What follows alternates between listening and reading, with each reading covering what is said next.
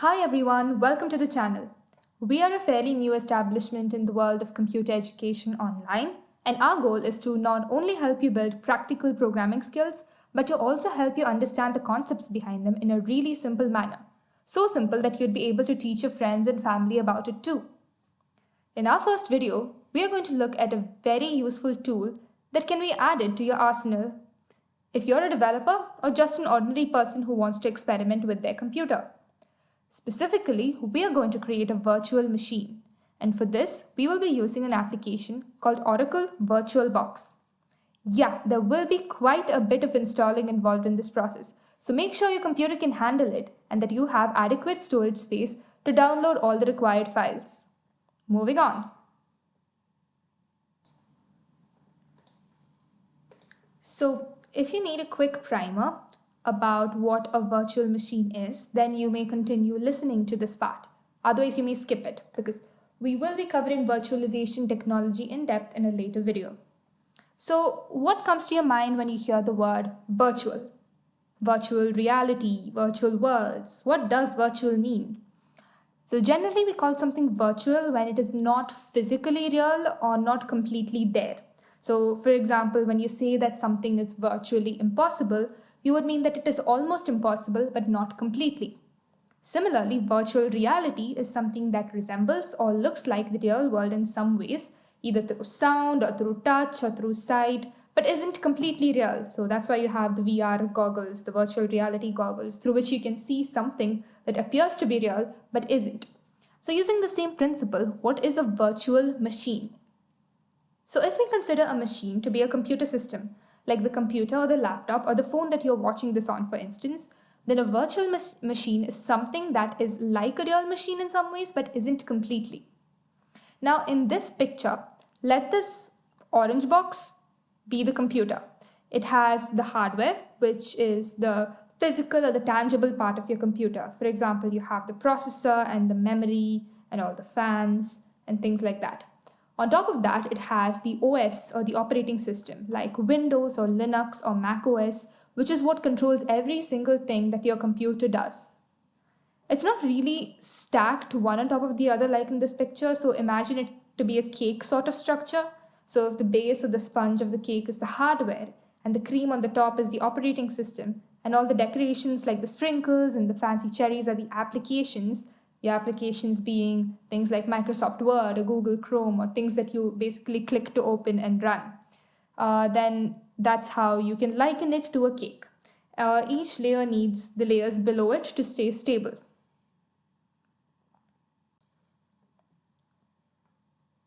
So that was a normal machine, and a virtual machine, at least in the context of today's video, is not a complete physical computer at all, like the one mentioned in the previous slide. In fact, it is one of these applications that use the operating system below it.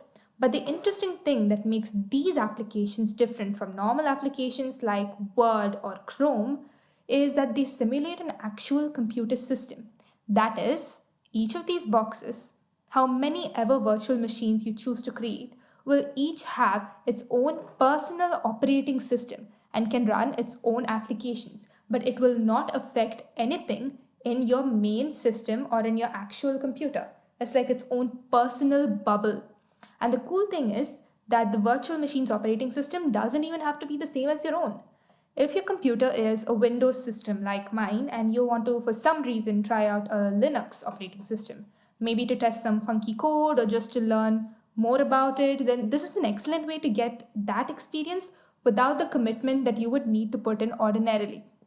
Now, in a normal situation, you would have to find space on your hard disk, make sure that you don't delete any important files, and then share the space that you were using for your original operating system with the new operating system. It's kind of risky sometimes to do that, but here you can just add more sprinkles, add more applications, more virtual machines, and try it. And then you can delete this virtual machine very easily later on. Of course, your system may just become slower during the time you use that virtual machine, but sacrifices. So now that we've looked at the theory behind this, let's move on to the practical session, which is what you have been waiting for. How to create a virtual machine using Oracle VirtualBox. So our first step would be to download Oracle VirtualBox.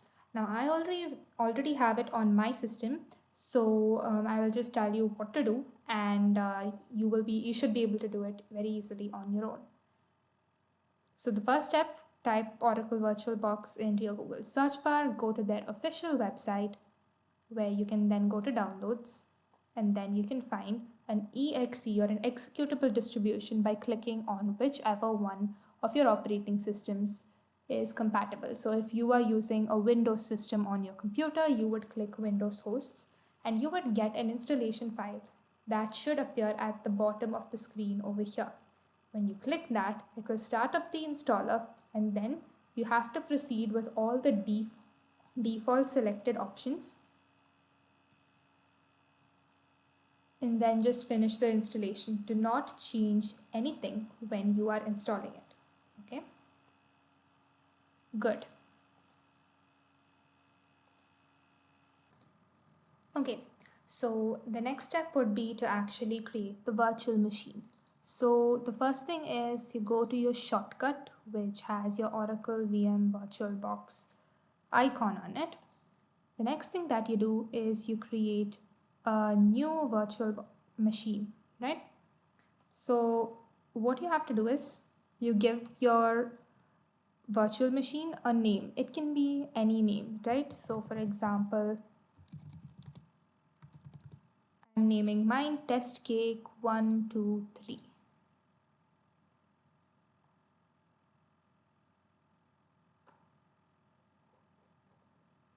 And I would be picking a folder to store my virtual machines in. So that would be, let's say, this one, right? My big data virtual machine.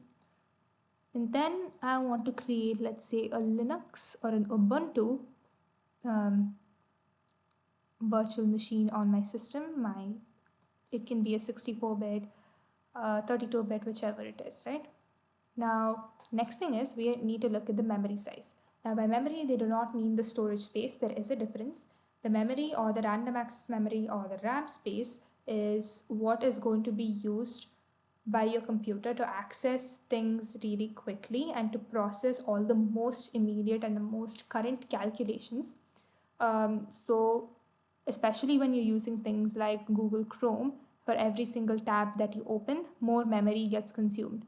So you need to have a pretty adequate size for the memory. So again, this depends on your actual operating system, right? If your actual computer has only 4 gigabytes of main memory, it's better to use only at maximum about half of that, or 2 gigabytes. Now I have an 8 gigabyte system, so I would be using around 4 gigabytes of memory, or 4096 megabytes, right? This would allow it to run the processes as quickly as possible while still not affecting the startup system too much, because if you allocate too much memory, it's going to affect the virtual machine as well, right? The next thing is that you need to create a virtual hard disk. Now, your actual system, it has a hard disk or a storage medium where you store all your files, any files that you create, any music, any videos that you download. And here you're creating a virtual hard disk, which is completely separate from the files that you have stored in your actual physical hard disk. There will not be any connection between them. Of course, the virtual hard disk will be using space on your actual hard disk, but it cannot access any of the files on your actual hard disk. So remember that, right? Create a virtual hard disk, and what you're going to do is you're going to select this one, which is the BDI or the VirtualBox disk image. And then you're going to select a dynamically allocated hard disk. You can choose to use a fixed size hard disk, but then as written here, it may take longer to create and it's faster to use. I prefer the dynamically allocated one. Now the next thing is to select the size of the virtual hard disk. Now normally at minimum it recommends 10 gigabytes, but I would say it's better to go for 20 to 30 gigabytes. Again, this depends on how much actual physical storage space you have on your own hard disk. So you have to take that into account. I'm going to use, let's say, around 25 gigabytes, which is the maximum amount of storage that can be taken up by this virtual machine. Out of this, around 2 gigabytes would be used for installing the actual operating system, which is the Ubuntu distribution, right? So this is our test cake 123. Now, the next thing that we need to do is we need to download the disk image or the actual operating system. It's not just going to appear out of nowhere. So what we're going to do is we are going to type Ubuntu disk image download, right? So what you're going to do here is you can go to get Ubuntu and accept your cookies. Look at everything here. Now, Ubuntu or Linux systems are all completely free and open source, which is one great advantage for developers and general people alike. So what you're going to do is you can go to Ubuntu desktop and then just click on, let's say, this one.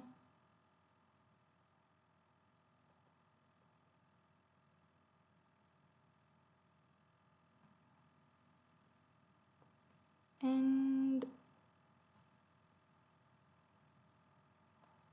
for example, just click on this one and then download a desktop image, because we are going to use this as a desktop system and we're not going to run programs from other sources on it, so it's not a server. So you're going to click on this and you're going to install it, and then you can peacefully store it in a folder once it is done, right? So I already have one on my system, so I am going to show you how to do that, right? So let's just cancel this one quickly. Right, so now this beautiful test cake 123, what we're going to do is we are going to click on it, and then you can just click on this arrow saying start.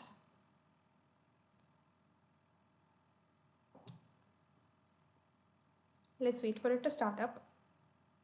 It takes some time. So now what you're going to do is you can, when this prompt comes up, it will tell you to select a startup disk, right? So let's, for example, you click on this folder and then it will pop up an optical disk selector where you have to click the add button and then go to wherever you have stored that particular disk image that we just downloaded. So generally by default it will be in your downloads folder, but it depends on where you've stored it after that. So then you can click on that, open it, and then choose it, which is what it's going to use to start the computer up. And you're going to install the virtual machine on it, right?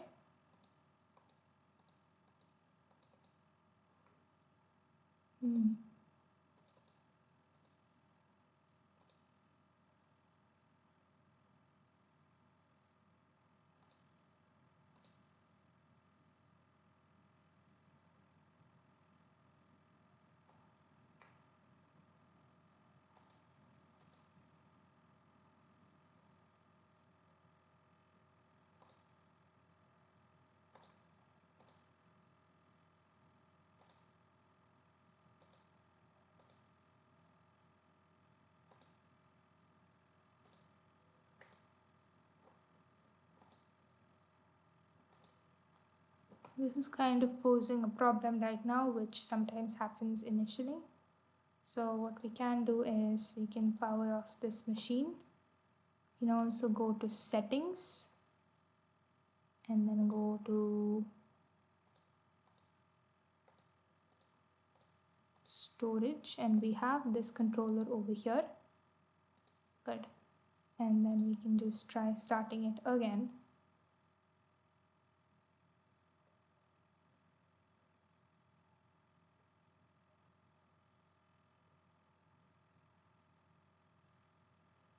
And yes, this is a good sign. This particular icon here means that your virtual machine is being installed successfully. Your operating system is being loaded from this disk image that you have downloaded, and it will be installing it as an application in your virtual machine. And look, we have Ubuntu, their fascinating logo over here.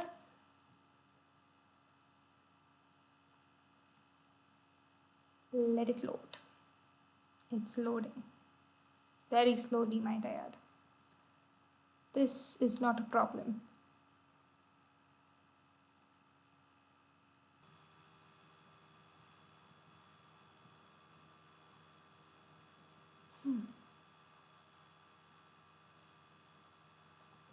Taking some time to load, so let's just wait for it to do that.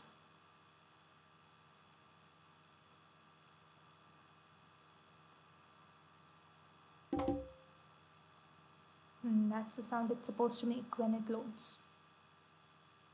Now when you're exiting, you would get a prompt to save the system state or to power off. When you power off, any installations that you have done previously will all be erased, and you would have to do the entire process again.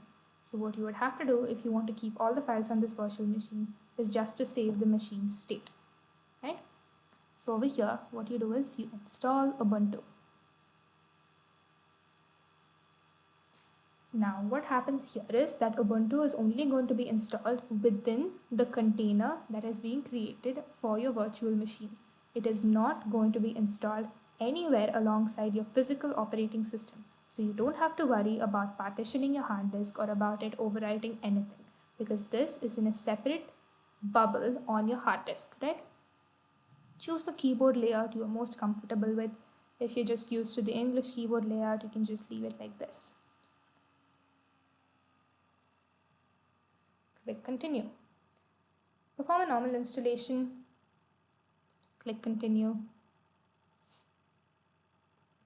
When they say erase disk and install Ubuntu, again, it is not going to erase anything on your actual system. It's only going to erase things on your virtual medium, or if there are any files that you have already installed within the same virtual machine and you're trying to reinstall the virtual machine because it's probably corrupted or something, then it will only erase those files that you've stored inside that virtual machine. Everything else in your system is protected, right? Install now. Yes, this is all within the context of the virtual machine. Continue. And then you wait. It's going to take some time to install, so be patient with it. And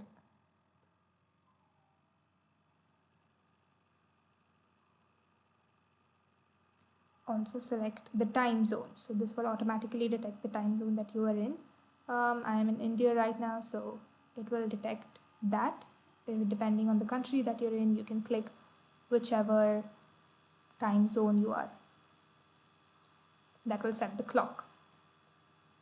See, it's changed. Then you write your name. So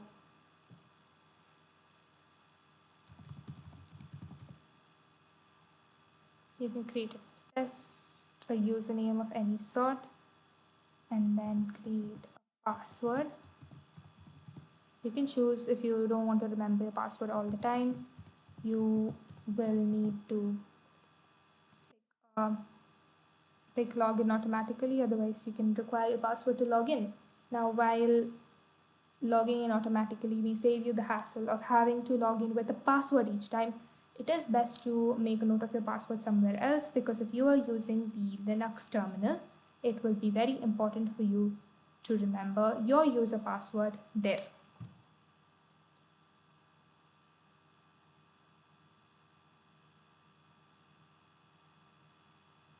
And now it will install. So while it does that, let's just wait.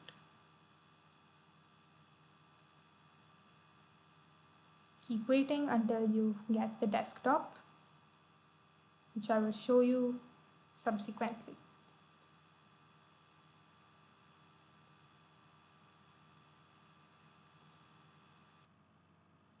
And so, once the installation is complete, you should get a dialog box that says installation is complete. And when it says that you need to restart the computer in order to use the new installation, do not panic. You only have to restart this virtual machine. So, we do that.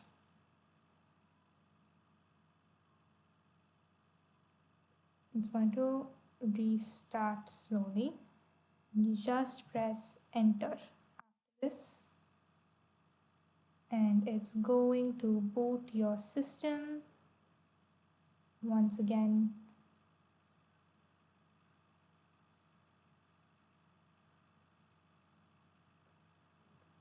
Again, this is perfectly normal, nothing to worry about. Breathe. Loading 1, 2, 3.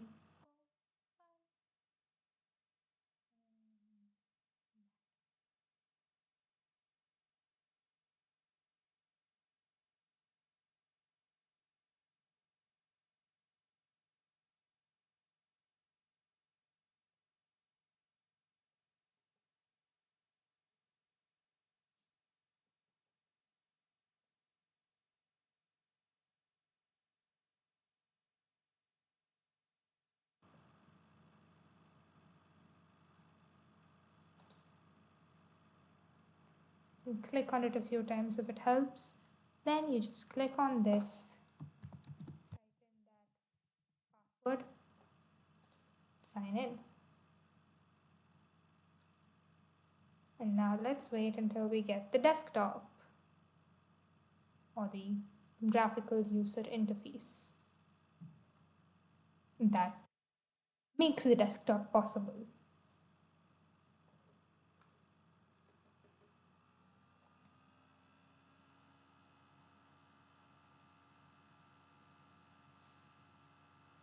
Ta-da!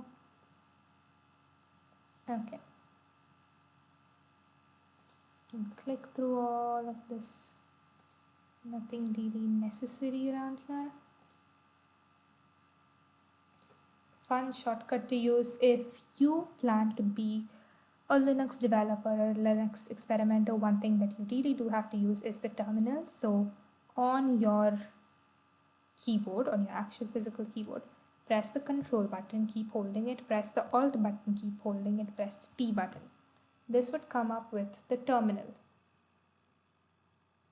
And this is what makes Linux possible, or rather popular. Allows you to perform various system operations or application operations without using the drag and drop with the cursor. So I'll type in. For example, if you want to see what is present in your current directory or the folder, you use ls, which is list, and it will show you everything that's in here. So we will have a tutorial on Linux commands later. For now, let's just consider this done and power this off, right? When we do a power off, it will power off the system and close this, right? If you click the X button directly, it will ask you whether you want to save the system state or power it off, and there you have to save the system state in order to make it useful. So that's done, and yeah, congratulations, you just installed a virtual machine. So that was it. I hope you learned something new today, and now you know how to create a virtual machine using Oracle VirtualBox. There are other virtual machine providers like VMware, but I prefer Oracle VirtualBox because it's convenient for me and it's a lot easier to use, in my opinion. Of course, it may be different for you, but the general principle is the same. I apologize for any video issues, quality issues, or any audio glitches that may have occurred during your watching of this video. And I hope that you can convey your feedback in the comment section. Like, share, and subscribe, and tell us what kind of videos you would like to see next. We will be doing some programming or coding videos and other videos illustrating data science concepts eventually, as well as things related to natural language processing, maybe a bit of linguistics, and other related fields to computer science, if all goes well. Until then, I would really appreciate your support and share this with your friends if you think they might benefit from it. Until then, have a great end of the year, have a great day, an amazing time, and keep learning. Bye.